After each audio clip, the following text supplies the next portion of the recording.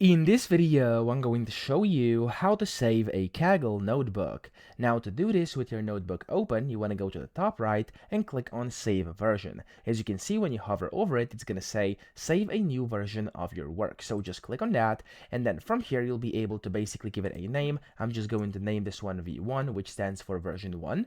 And then here you have the version type. So we have two of them. The first one is Save and Run All, commit. The second one is Quick Save, okay? So it's up to you. If you do quick save, it's going to instantly save the current state, which I'm going to do right now. Or if you do this, it's going to execute all cells and save a fresh output version. So I'm just going to quick save right now, and then you have the advanced settings as well. So we have the save output. There's a bunch of different options. You can play with these if you want to. So I'm now going to click on the continue button over here, and now it's going to ask me where I want to basically save it. If I want to save it to, for example, GitHub, and then you can just basically select where you want that, click on push, and there we go. It's basically going to save this over here and push it to GitHub as well if you have GitHub connected, just like I do. So right now, as you can see here, this version is running just now and it's basically saving, and then whenever it's saved, I've basically done what I had to. So that's it. I hope this video helped you out. If it did, please subscribe to the channel and help me out as well.